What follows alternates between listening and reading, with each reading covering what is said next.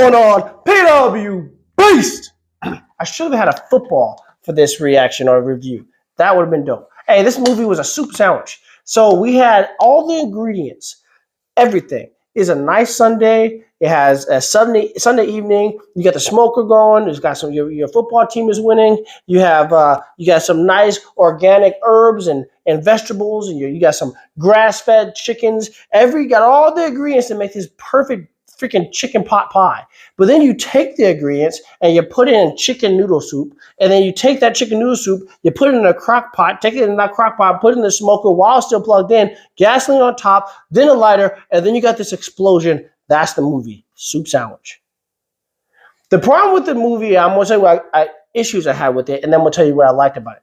Because, like I said before, a lot of good ingredients, a lot of good stuff in this movie. Terrible combination.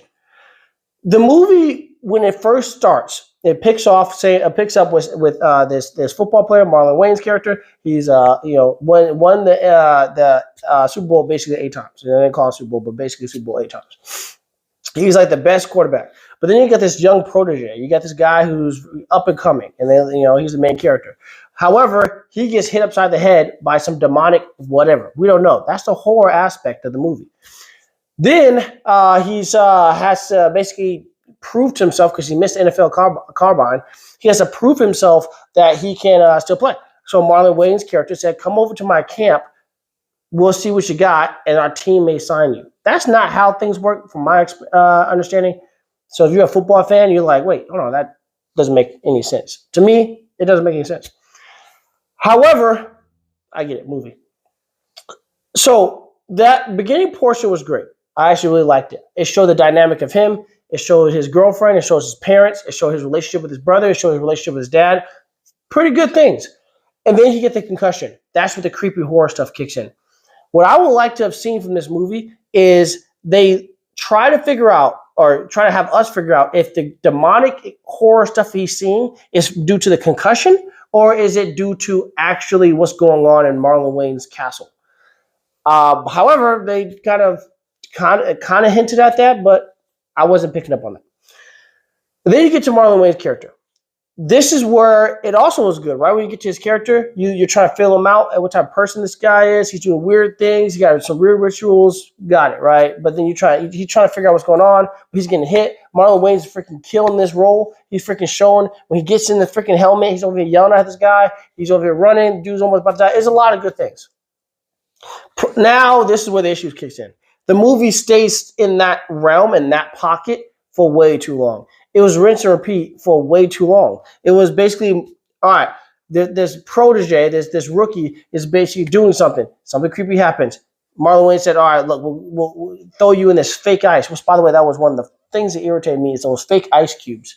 He had an ice bath. Those damn fake ice cubes really irritated me. But in any case. But it was too much rinse and repeat, and I didn't like that. It was too much of the same thing. I wanted it to progress to the horror, but it stuck with the football. It stuck with it got confusing. And like I said, all the ingredients, you put it in the blender, and then you put it in ice cream, then you try to make soup, freaking soup out of it, or chicken pot pie. However, and then it was just that way the whole time. Then you start to see enters the wife, and then the wife, which, okay, she played a role pretty good. But I thought she was going to, she had some creepy stuff going, but then it just stopped.